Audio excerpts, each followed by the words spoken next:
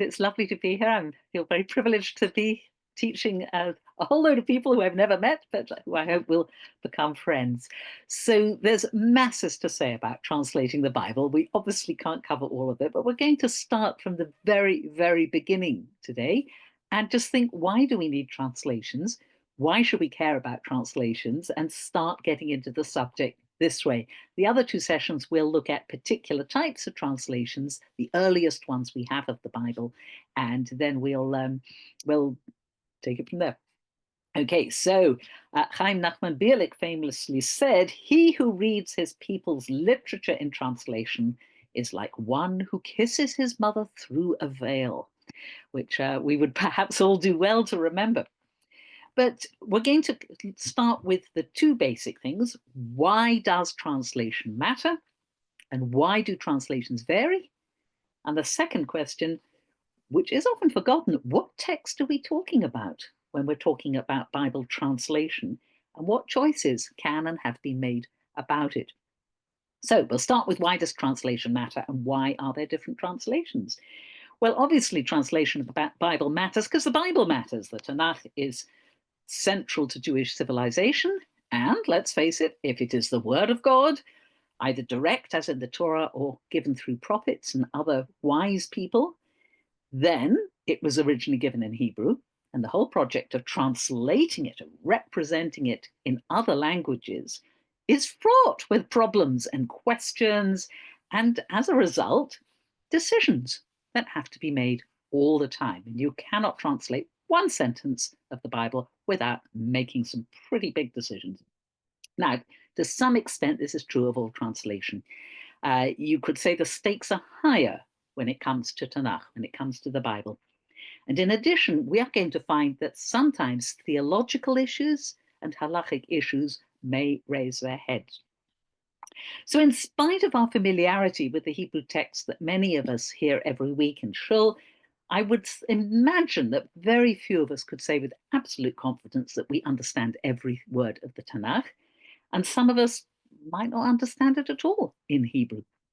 Even if we speak good modern Hebrew, we still might find the biblical text or parts of it very difficult. And that goes for native Hebrew speakers as well. And quite recently, we've had the very first modern Hebrew translation of the Tanakh. An experienced Bible teacher called Avraham Ahuvia recently translated the Bible. It's called the Tanakh Ram, and he was answering a very real need. He found that Israeli kids did not necessarily understand the biblical text at school, and there was a need for an update into modern Hebrew to enable Israelis to understand Tanakh. So that really shows you just how important and how universal translation is. So the great majority of Jews, probably throughout history, have been using translations to access the Bible and understand what it says. We can't afford to feel smug because we have access to the original Hebrew, and we don't need to feel embarrassed about needing the assistance of a translation. We have a tradition that goes back 2,300 years of Bible translation. So translation of the Bible is clearly very important. It's also a very huge and complex field that many of us don't actually spend much time thinking about. I would say that most of us are happy to pick up a chumash or a translation and think of it as the Bible. We think of it as the original book. How often, I would ask you, have you actually turned to the front of the book to see who translated the version that you're reading? How often do you even think about that? And I would say most of us probably don't. You will after this course, I can promise you. So translation, as we said, isn't a given. Decisions are being made all the time. And we need to think about those decisions and see how they shape the final product. So I'm going to share the handout here, which I think has been put in the chat. And it's going to be put in the chat again for people who come in a bit later. And we're going to start with a very interesting summation of why translation can be difficult and what is actually going on by Ernst Wertwein. And he says, anyone who translates also interprets. And I want you all to remember that because that is going to come back again and again. The translation is not simply a rendering of the underlying text, but also an expression of the translator's understanding of it. And every translator is a child of his own time and of his own culture.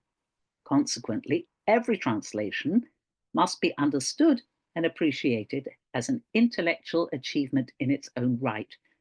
This is especially true of versions of the Bible which were produced to meet the practical needs of a community.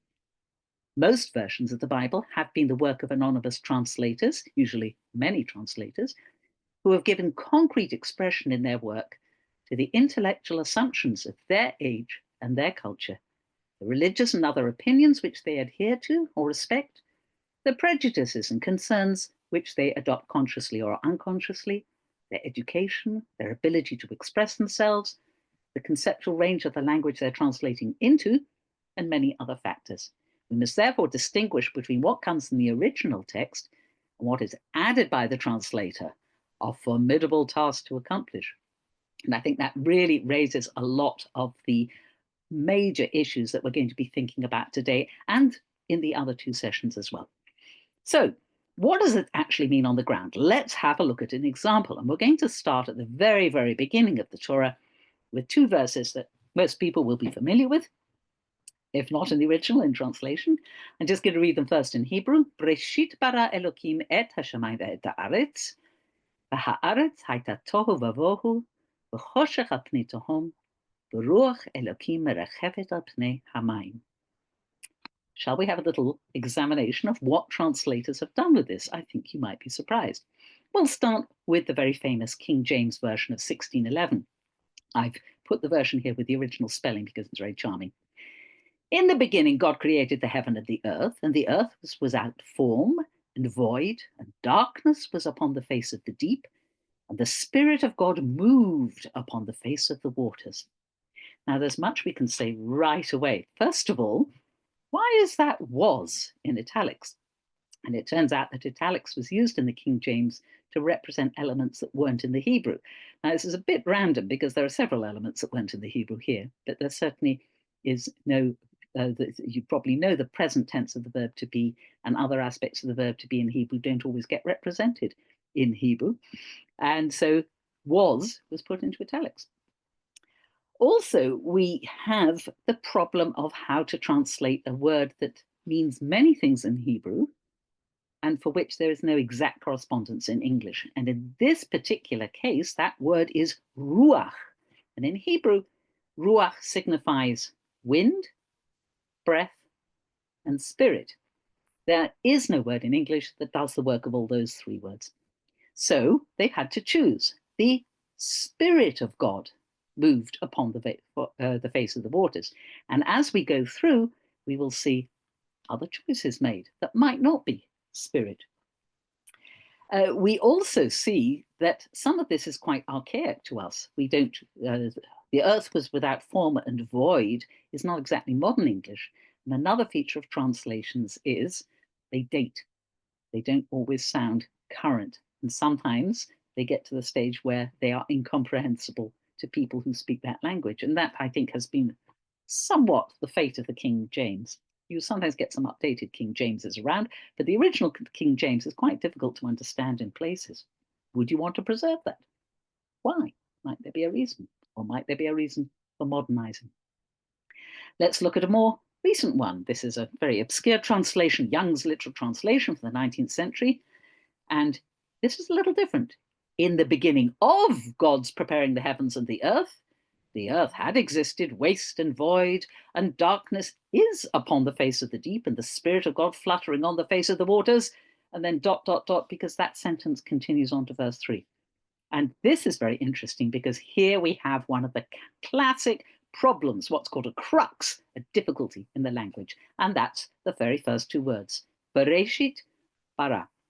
Now, if Breshit meant in the beginning, it would be ba reshit and not be reshit. The fact that it's be reshit implies it's in the beginning of something else. So you can go for the ba reshit version, even though it's not there, and then you would translate in the beginning. But if you go with what actually is there, You might translate it in the beginning of God's preparing the heavens and the earth. And we'll see that they go backwards and forwards, the different translations we'll look at, because different translators treat that crux, that difficulty in the Hebrew, in different ways. So we've got two things to look at: what's happening with spirit, what's happening with the very, very first words. Okay, we also have the interesting question of tohu vavohu, beautiful rhyming couplet in Hebrew. What do you do with it in English? Without form and void. Waste and void. What about Chief Rabbi Dr. Joseph Hertz, the commentator and translator of the very well-known Shul Chumash, the Pentateuch and Haftorahs, which actually uses, it was also published as the Jewish Publication Society's translation in 1917. In the beginning, God created the heaven and the earth. Okay, that's much more like the King James. Now, the earth was unformed and void. So we've got three translations, three out of for the word tohu: without form, waste, unformed. He also goes for spirit of God, but you notice he does not capitalize it. That's because this is a Jewish translation, and the spirit has different connotations for Christians and often gets capitalized. So even punctuation capitalization can show you what the translator's thinking. We'll just whiz through some other ones quickly. We have an unnamed translator from the Silberman edition of Rashi. In the beginning, God created the heaven and earth, but the earth was desolate and void. Yet another translation of tohu. And here we have the murmuring deep. I'm not quite sure where murmuring comes from, but it's interesting. The Koran from 1977, which was based on the 19th century one, which was based on the King James. We have without form and void, and a wind from God. Suddenly we see an alteration in what's being used for ruach. New International Version, formless and empty. Okay, not void this time. Darkness was over the surface of the deep. We've seen face of the deep before. And Spirit of God is back again. You may also, the word merachefet has been translated in different ways. We've got hovering here. In the New Jewish Publication Society, we've got sweeping. And again, a wind. The art scroll, in the beginning of God's creating, that's our version 2. Dark, we have astonishingly empty. I'm not quite sure where we get astonishingly from. And we have divine presence, not spirit, hovering. Everett Fox, a very literal translation, at the beginning of God's creation, when the earth was wild and waste, he's tried to reproduce tohu vavohu, some sort of rhythmic thing there.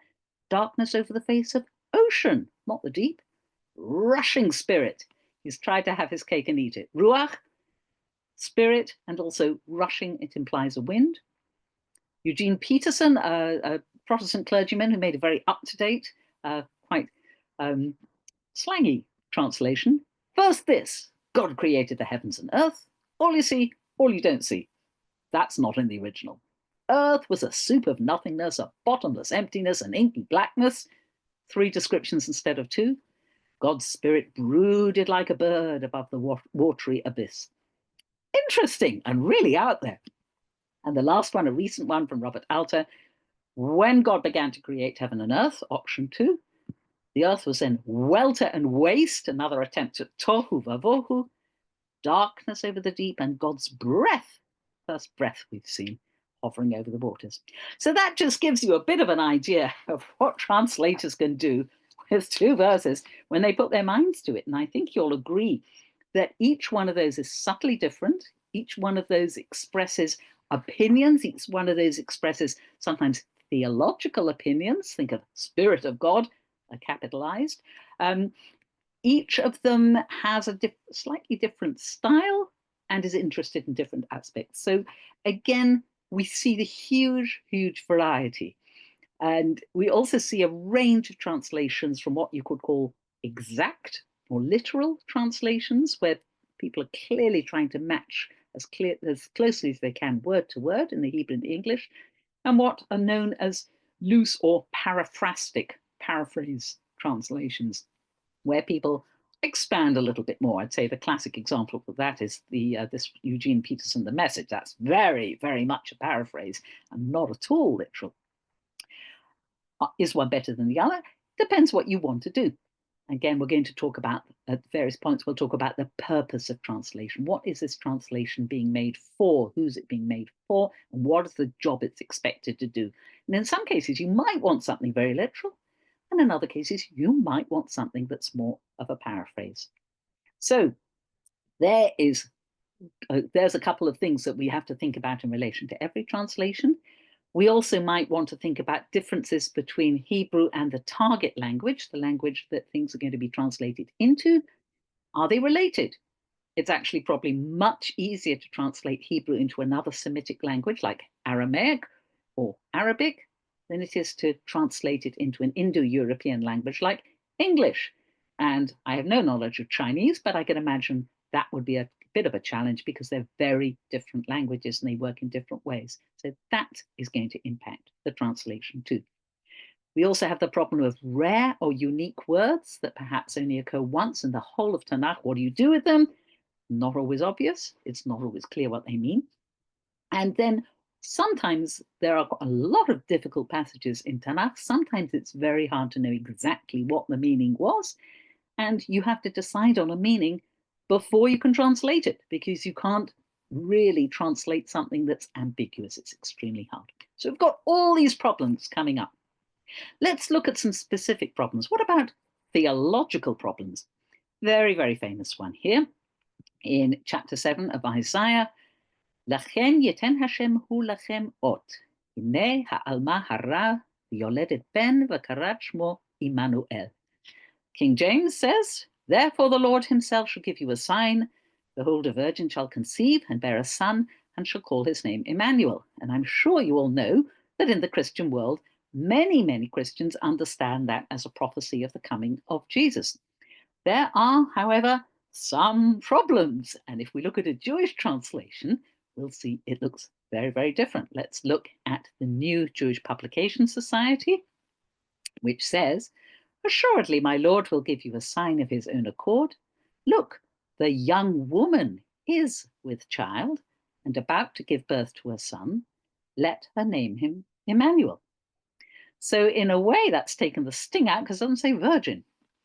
How did they get to virgin in the King James? The word is ha'alma. And an alma means a young woman. It doesn't mean a virgin. There's a perfectly good word for virgin in Hebrew, betula, which appears in the Tanakh. So it's not a question that nobody knew. So where does the virgin come from?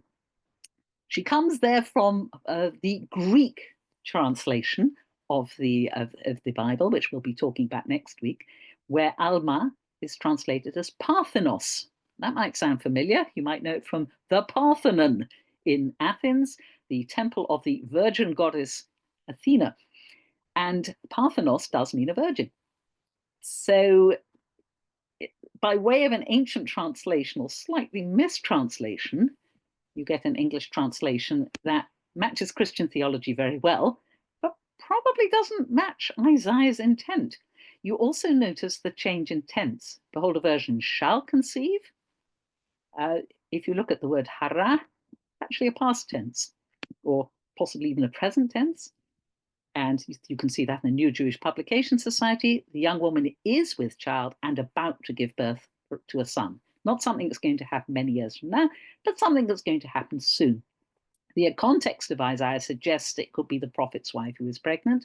And the sign is that she is going to have a son rather than the daughter, and she will give him this name without being told to do so. God is with us.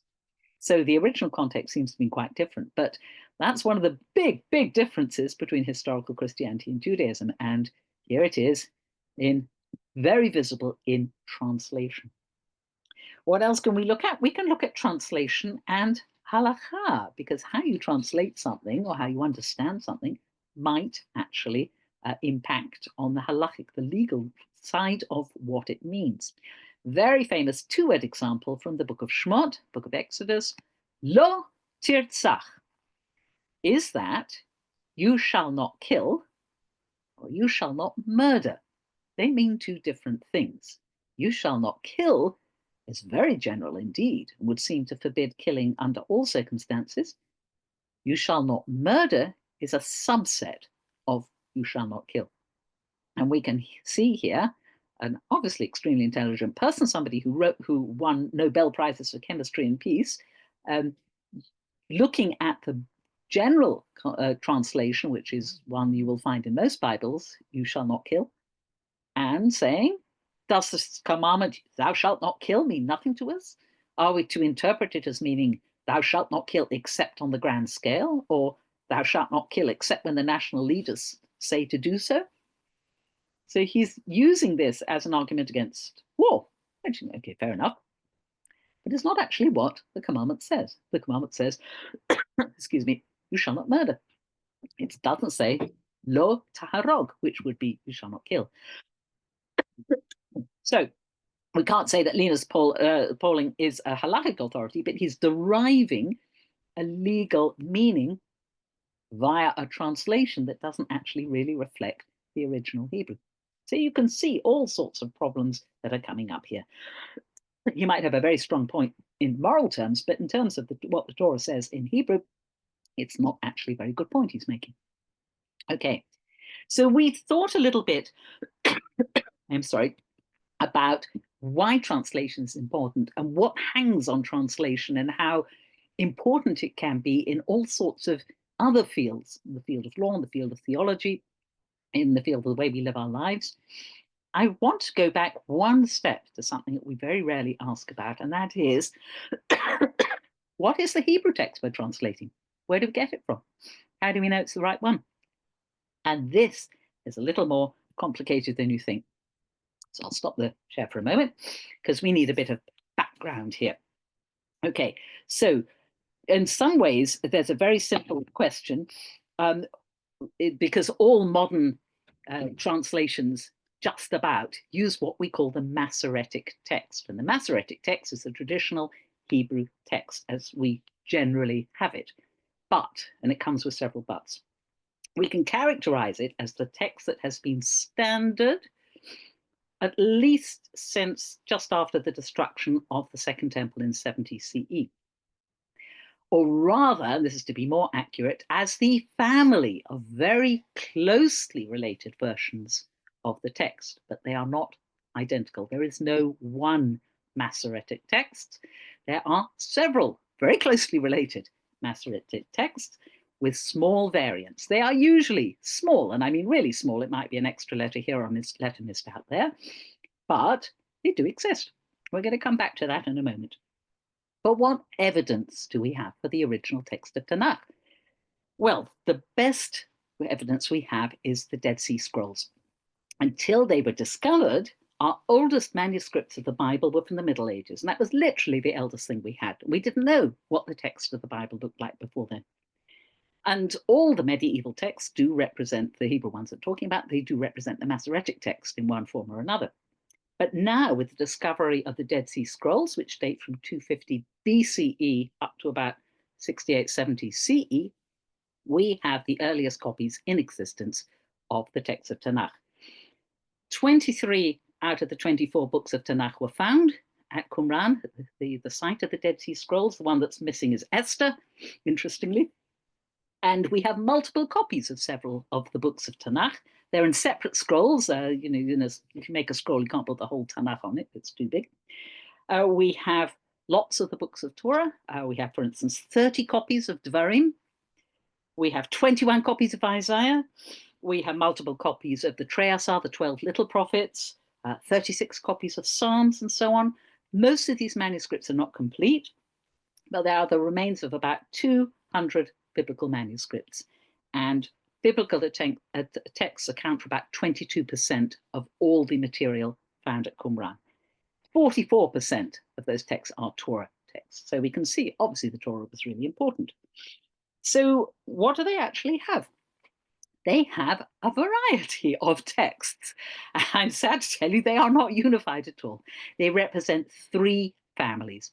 One family is a Masoretic family. It is a text that is recognizably linked to our variants of the Masoretic text. It's quite clearly behind that and is related to that. Group two is texts only of the Torah of the Samaritan type. They underlie the Samaritan version of the Torah. Now, the Samaritans are still around. There's about 1,000 of them left. They live in Holon and on the West Bank. And they are, we think of them as very separate, not Jewish at all. They think of themselves as the original Israelites, and we are the newcomers. We all get on very nicely now, but there were terrible, terrible wars between Jews and Samaritans, notably at the time, the Hasmoneans. We did quite a lot of mutual extermination, I'm sorry to say. They only have the Torah and the book of Joshua. They don't have anything else in the Tanakh, and their version of the Torah is a little bit different from ours. It has some bits and pieces that we don't. It has quite a lot about Mount Gerizim being holy and not Mount Sinai. It even has an extra commandment not to marry more than one wife, which we don't actually have in our Torah. So they are a little bit different. So some of the texts at the Dead Sea Scroll seem to be from that family. We can see parallels in what the Samaritans have now, and they clearly are ancestral to that. What about the third group at Qumran? The third group of Dead Sea Scrolls lies behind the earliest Jewish translation of the Bible that we're going to be talking about in more detail next week, the Septuagint. Now, this was translated, the Torah was translated about 300-ish, 250-ish BCE in Egypt by Greek-speaking Jews, and it is pretty close to the Masoretic text, but it is not identical. There are variations. And the third group of texts that we found in Hebrew at Qumran seem to belong to that tradition. So, to sum it up, we have 3 families of text of the Bible at Qumran. One of them Samaritan, one of them ancestral to the Septuagint, and one of them ancestral to our Masoretic texts. Now, when I say they are variants, we're not talking whole chapters. We're very, very rarely talking verses. I'll give you an example later on. We are often talking about different gender. So an adjective might be masculine, where in the Masoretic text it's feminine. We're talking about missing letters like yud and vav, which, as you know, are quite fungible. You can write things often with or without a vav or a yud. And again, there are thousands of differences from Masoretic text in those. Occasionally, the grammar will be a little bit different. Occasionally, a word or a phrase might be different. It's especially noticeable in place names. So, because place names don't mean anything, they're place names usually. So you might have a daled replaced by a resh or a kaf replaced by a bet. And we see that actually in the different Masoretic variants too. So we've got these different groups. And to go back to our handout, there we are. A very, very important article was written by Menachem Cohen, who's both a rabbi and also an academic at Bar-Ilan. And he was writing about the idea that the text of the Bible has never changed, which many people believe. But as he said, and he was a religious person, he said, we can't actually say that after looking at the Dead Sea Scrolls. So he drew up a list of conclusions about what the Bible text was like in the Second Temple period. And he says, first of all, there were several text types. In essence, all Hebrew text types represented by the Masoretic text, as well as those behind the Septuagint and the Samaritan text. That's what we just talked about. So besides those 3 big groups, there are a lot of subtypes. There are orthographic variants, differences in spelling. The conjunctive vav, the vav at the beginning of a word that changes it from past to future or future to past, like vayomer, might be present or absent in different ways. Variant forms, grammatical forms. Even the Masoretic text type documents are not identical to what we have today. Generally, in generalized, but not the orthographic identity, not the spelling. The spelling is all over the place compared to our Masoretic text today. This shows that Qumran scribes didn't have the notion of an ideal text. They were quite happy with different books or the same book being spelt in different ways in different copies. It was not important to them, the spelling. What it said was important, but the spelling was not important. He also says, you can prove there wasn't one authorized type of text at Qumran from the corrections used by the scribes. When they made a mistake, they didn't always correct it to the same thing. They sometimes reversed what we would think would be the right one, or they put in something that's a bit different from the one we have today. And then last bit of proof, he says, is if you look at the tefillin and mezuzot that were found at Qumran, today we are really, really careful. We have lots of rules about writing tefillin and mezuzot. And you can't have a single missing letter. You can't have an extra letter. Apparently in Qumran, they didn't really care. It wasn't a thing back then. They just got on with it. It didn't matter. As long as it said what it said, they didn't really care about extra or missing letters. That's quite a surprise for us. And it's not just Qumran. We do actually have some other biblical texts from nearby sites down near the Dead Sea where it's dry. Some of them are a bit later. They're from after the destruction of the Second Temple. And fascinatingly, when you get after the destruction of the Second Temple, you suddenly find that only versions of the Masoretic text are found. The ones that seem to underlie the Septuagint have gone. The ones that underlie the Samaritan version have gone. So other early, slightly later in the Dead Sea Scrolls, but early texts are all of the Masoretic type. And the other variants presumably went on being used in Egypt, perhaps, where the Septuagint was made. And the Samaritans, well, it became confined to that community and wasn't used by other Jews anymore. So that's quite interesting. For whatever reason, the Masoretic text in its slightly varying forms is the only text that is now used by Jews. Now, we said even the Masoretic text is not absolutely monolithic, and medieval rabbis were perfectly aware of this. And we have lots and lots of halachic discussions from rabbis in the Middle Ages about community Torah scrolls. So they would have somebody who would write to them and say, Rabbi, we had a lovely set of Torah scrolls, and then we got a sofer, a scribe from another place, and he came and he looked at our scrolls and he says they're all wrong and he's got to correct them. What do we do? They were good enough for our fathers and grandfathers and what have you. Why should we change? And the rabbi would usually write back, the consultant rabbi, and say, tell your scribe to leave your scrolls alone. It is your local tradition. We know about these traditions. We know that not all scrolls are exactly the same. He has no authority to change them. If that's your tradition, that's your tradition. And we do have this tradition of slight variation. Some people have suggested this is why you don't say a bracha, you don't say a blessing when you start writing a Torah scroll. Usually they're not huge. We're talking about extra vav, missing vav, extra yud, missing vav. Yemenite Torah scrolls have 11 different places where they differ from Ashkenazi scrolls. Mostly place names again. A daled that's replaced a resh, or is interchangeable with a resh, a cup that's somewhere where we would expect a bet, or vice versa. So they don't mean different things, but they are different texts. And that does have importance.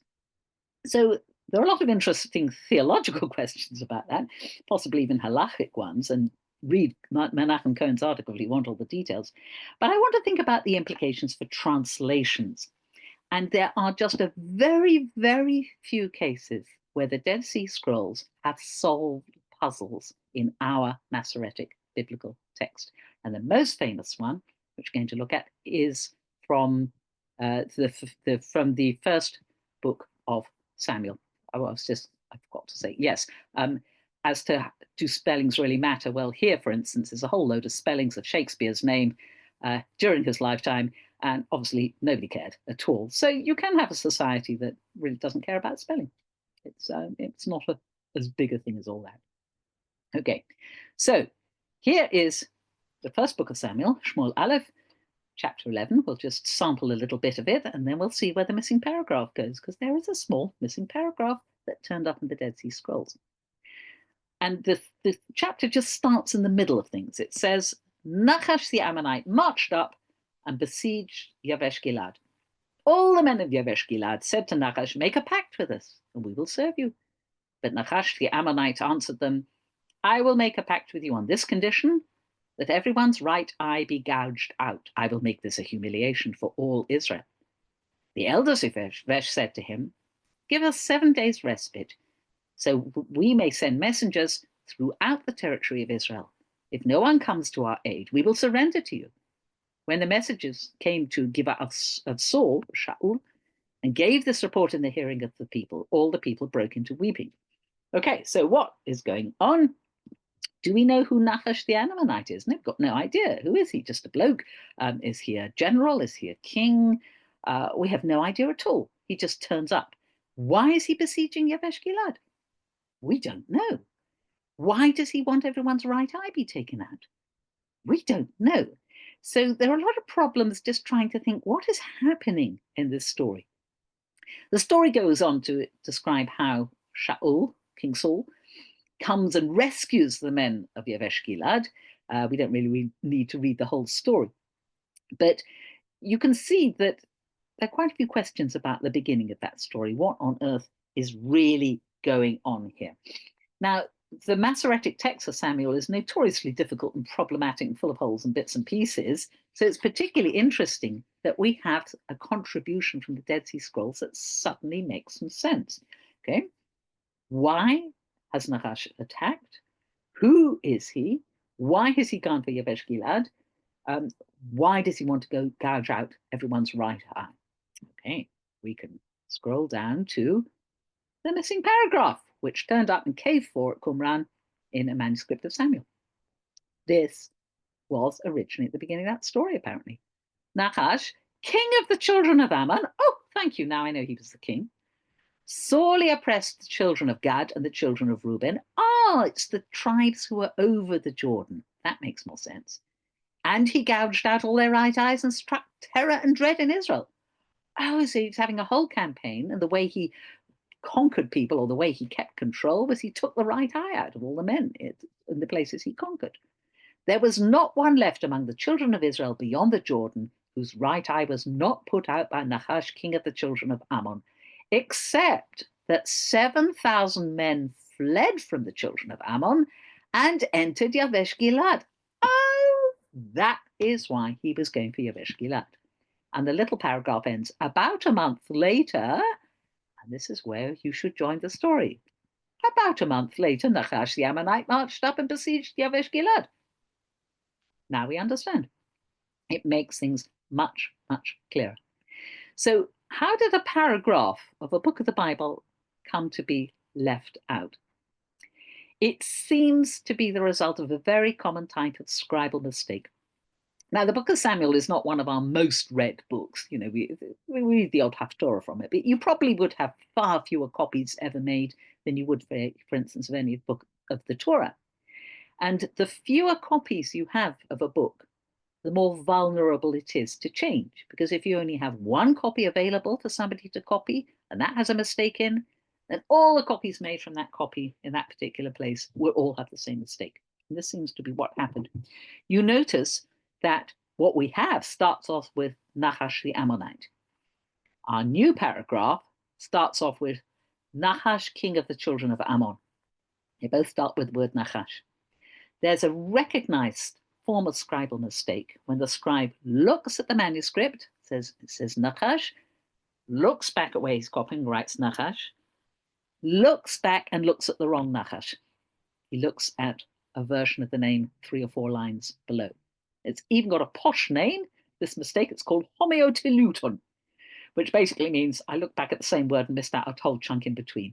And if you have ever tried copying something, you may have done exactly the same thing, because it's really, really easy to do if you've got especially a proper name. It says, I don't know, once upon a time, Lindsey went to the grocery shop, and then there's 3 more sentences and said, and then Lindsey bought some bread. It's very easy to go, once upon a time, Lindsey, look down, bought some bread. And you've missed out those sentences in the middle. Very, very natural. This seems to be what happened. And because there weren't that many copies, and because the copies were made from a copy that had missed out the paragraph, that's how our Masoretic text today came to be missing that paragraph.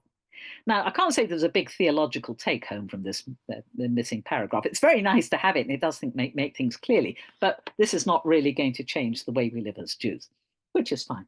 I can't say that anything that has been found at the Dead Sea has had that theological effect. There used to be a lot of books sort of saying, you know, hidden secrets of the Dead Sea Scrolls, and it's going to, Christianity will come tumbling down if they reveal everything. Well, they have published them all now, and there isn't anything actually that would do that to either Christianity or Judaism. This is about as exciting as it gets, which is still very exciting. But I'm not saying that these variations in manuscript are going to threaten the fabric of Judaism, because they're not. But what is interesting is what you do with the missing paragraph. Should we put it back when we translate? We don't generally do handwritten copies of Shmuel, but if we did, should we put it back? So the conversation really is more about the translation. And different people do different things. When you are thinking of buying a translation or you're reading a translation, this is the sort of thing you might want to be aware of. Has the person who translated this copy of the Bible that I am reading used the Masoretic text and just got on with it? Or has the person doing the translating used Dead Sea material or other material and reconstructed a text or changed it in some way because of manuscript evidence? And that is worth knowing. What happens in this instance? Robert Alter, in his translation, puts the entire Qumran paragraph in a footnote at the bottom of the page. I personally think that's the best thing to do. He says, this probably got missed out, but I'm not putting it back in the main translation. You can have it in a footnote. Everett Fox mentions the missing paragraph and summarizes, but doesn't actually, again, in a footnote, but doesn't actually reproduce it. The New Jewish Publication Society reproduces about a month later and gives you the source as Dead Sea Scrolls, but doesn't do any more with it. And in their study Bible version, it summarizes the new paragraph. The Da'at Mikra, all Hebrew version, it's a big Israeli commentary on the entire Bible, does have a section in their introduction that talks about the Dead Sea Scrolls, but doesn't mention this extra paragraph anywhere at all. So again, different ideas of what you should do with late arriving evidence, or what the biblical text should be. Should it be what it's always been? Or if you get new evidence, should you fold that in? Now, you need to be aware of this when you're looking particularly at non-Jewish translations of the Bible. Jewish translations of the Bible tend to stay away from the Dead Sea Scrolls in the translation. They might put things in footnotes, they're not going to change the text. Non-Jewish translations do occasionally have a habit of silently using Dead Sea material without telling you they're doing it. That you might want to be aware of. They often use it to clarify difficult passages or bits in the Masoretic text that just are so impossible to read, we don't know what to do with them. You may have noticed in the New Jewish Publication Society, there are lots of footnotes that say, meaning of Hebrew uncertain. That's the sort of place where one of these non-Jewish translations, it's not by no means all non-Jewish translations, just some might actually use Dead Sea material and not tell you they were doing it to sort out a probable reading. So the New Living Translation, for instance, which is generally quite a conservative translation, does use a Qumran reading in 13 places and gives a Qumran reading in another 4 footnotes. And in a recent revision, they doubled the number of Dead Sea Scroll readings they were using in the book of Isaiah. And if you look at their website to find out, okay, what's their translation policy, you see the following. The translators of the Old Testament use the Masoretic text of the Hebrew Bible as their standard text. They used the edition known as Biblia Hebraica Stuttgartensia, with its up-to-date textual apparatus, that's notes about all sorts of things to do with the text. And it is itself a revision of Rudolf Kittel's Biblical Hebraica from 40 years earlier. The translators also compared the Dead Sea Scrolls, the Septuagint, the one we're going to talk about next week, and other Greek manuscripts, the Samaritan Pentateuch, that's the different family we were talking about that survived to today, the Syriac Pshita, this is an early Christian translation into Syriac, the Latin Vulgate, which is the official Bible of the Catholic Church, and any other versions or manuscripts that shed light on textual problems. Okay? So this just is some definitions to tell you what they are. Biblica Hebraica Stuttgartensia is an academic edition of the Masoretic text, but which Masoretic text? The one from the Leningrad Codex, a Jewish manuscript from about the 11th century. That is not the usual Masoretic text that most of us use. The Leningrad Codex is the oldest complete Bible, Hebrew Bible in Hebrew, using the Masoretic text and the vowels that we know today, which are the Tiberian vocals. There's the exact date. Okay, so that's lovely and it's very nice, and I'm glad that they've told us that. But you might not want that. You might actually want to say, well, actually, I don't want the Leningrad, or I do want the Leningrad, or there are Bibles that are translated from the Aleppo Codex, which is actually the one that Rambam, Maimonides, copied out when he wanted to write a Sefer Torah. But you might want the old-fashioned Masoretic text, and that is a very odd text indeed that was first printed in 1525 by a Jewish convert to Christianity. It's called the Second Rabbinic Bible. And that is actually the text that is mostly used. That is the text that ArtScroll uses. That is the text that Hertz's Chumash uses. That's the sort of uncritical, just, well, we've had it since the 1500s, let's get on with it. It's not actually the best Masoretic text out there. It's got quite a few mistakes in it, and everyone actually knows that. Some people would much rather use the Leningrad Codex. So, for instance, if you know anyone or have been yourself in the Israeli Armed Forces, you'll know that soldiers get presented with a copy of the Tanakh in Hebrew. That's the Leningrad Codex. That's the text that they're using. So you might want to know where your text comes from. It might not make a huge difference theologically, but you just might want to know. You have the right to know what text is it that's being translated in your translation that you're using. So what text is chosen to translate depends on the philosophy underlying the translation. That's an important consideration too, including who is doing the translation and who they're doing it for. So religious translators, whether Jewish or Christian, tend to prefer the standard Masoretic text, the slightly iffy one from the 1500s. Several scholars have made the case that you should choose one basic text and stay to it, but not make a patchwork of texts. But you will find some modern, again, this is usually non-Jewish translations, that are patchwork underlying texts. They've taken a bit from here, a bit from the Dead Sea Scrolls, a bit from here, and a bit from here, and a bit from there. And you might not want that. But you always should have the right to know what text is being translated and what the translators are doing with that text. So I encourage you all to rush to your shelves with your Tanakhim, take them down and look at the introductions and see if anyone says anything. Sometimes they won't tell you. Sometimes they will tell you. Sometimes it's very, very interesting indeed to see what is the policy of the translators and how they are choosing a text, how they are choosing to translate that text, and it can have implications. So I'd encourage you all to have a look and look at as many copies as you can and see what do the introductions actually say and find that out. And next week, we will go all the way back again and we will look at the very oldest translation of the Bible in the world, the Septuagint, made by Jews, for Jews, in Greek, in Egypt. And if anyone's got any questions, thank you. Fire away. I've been watching the questions as they come in. First of all, thank you for this class. We have a very erudite, knowledgeable community, and you've added new knowledge, I think, for most of us. And I will send everybody the handout in the follow-up, as well as some links to some of the materials you mentioned. Some of the questions are as follows. First of all, people are very happy that you talked about the Dead Sea Scrolls, because every time we have a program about the Dead Sea Scrolls, everyone asks, well, do they find anything different? And the scholars who we have always say, yeah, it's minor. But you actually showed us a piece of text that makes a big difference in understanding a book in the Bible. So you're the first one to do that for us. So I wanted to thank you for that. The questions are as follows. You didn't mention the Karaites, but the understanding is the Karaites were very involved and since they only accepted the written text, not the oral law, they're the ones people argue are behind maybe the early codex, and that they really were focused on the correct words, correct dots, and so on. Is that something that you can add to about? I don't know if I can add very much.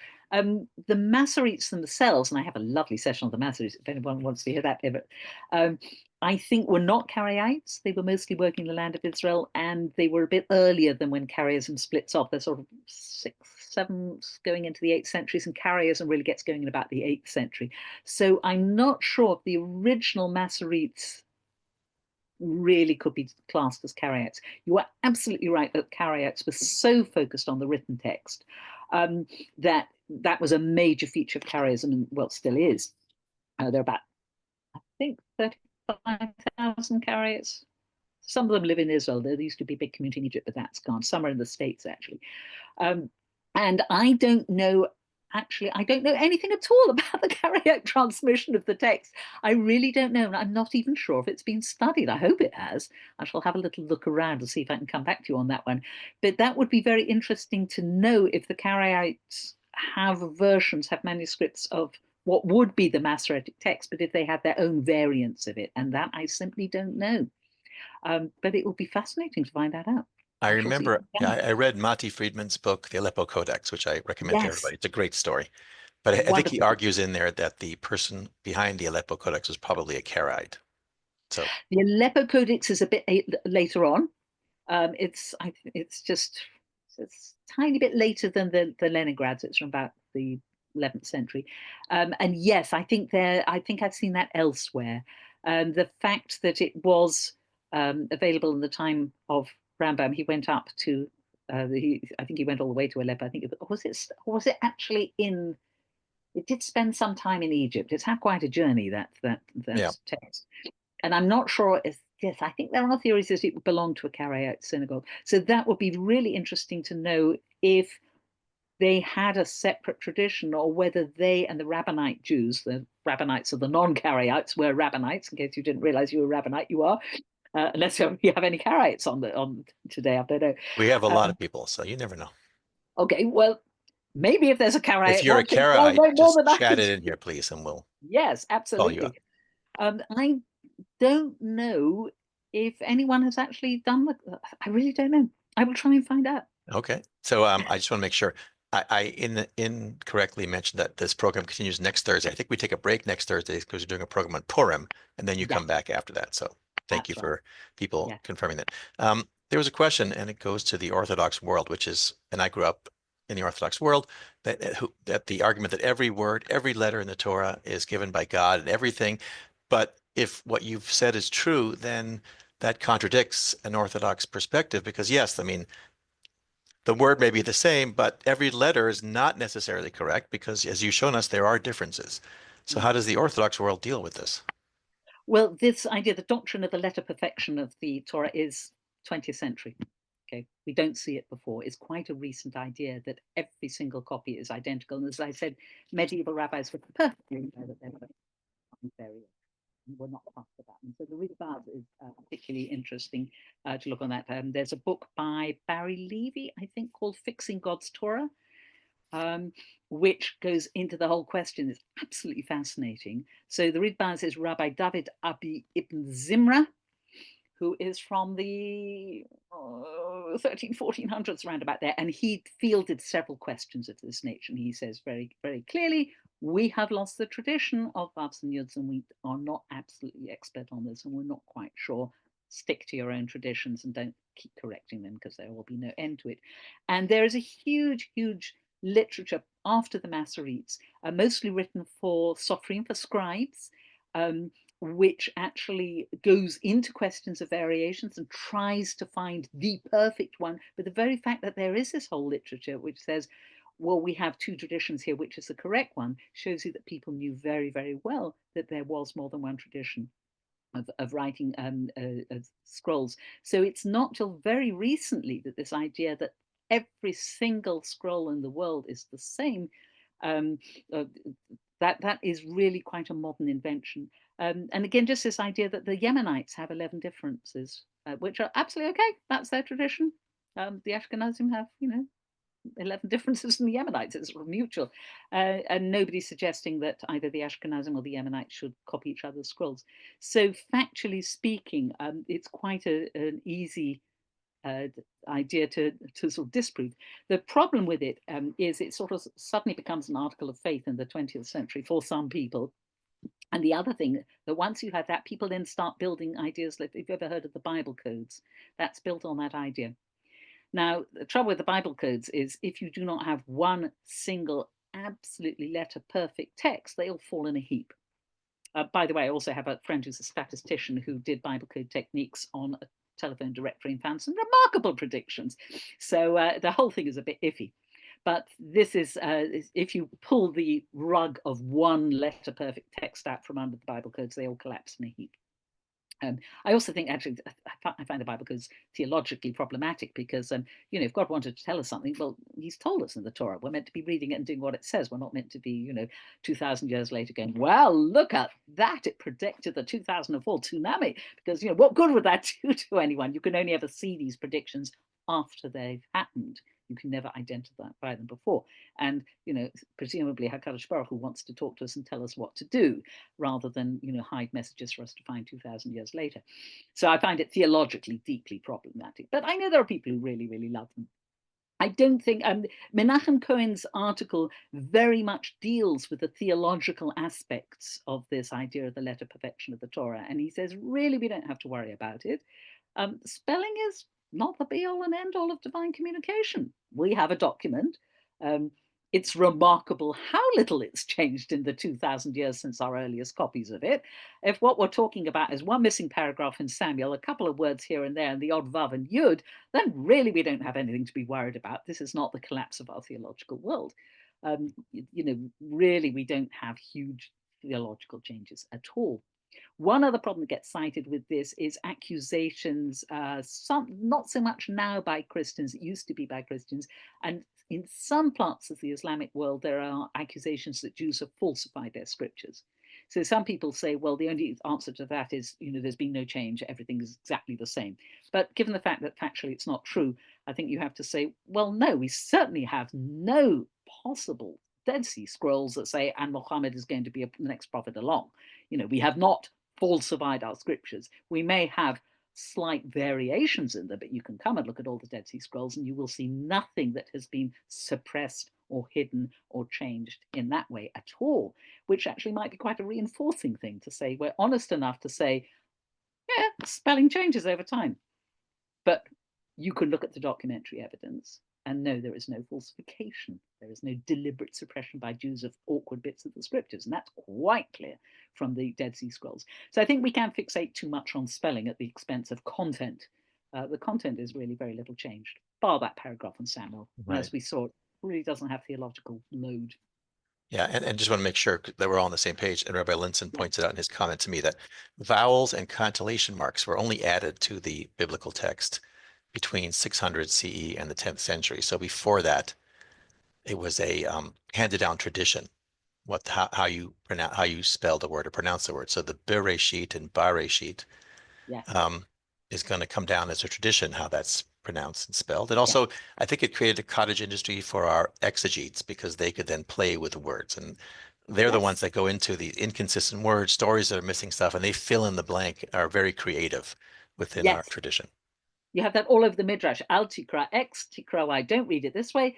Wiggle the vowels a little bit and you get a whole new meaning, which is a lot of fun. It's one of the joys of Jewish exegesis, is being able to play with words like that. And that's something you can only do when the vowels are less important than the consonants and when they're a little bit up for grabs. The other thing I should mention is certainly in our Talmud, we have inconsistencies with the way we put things in Torah scrolls now.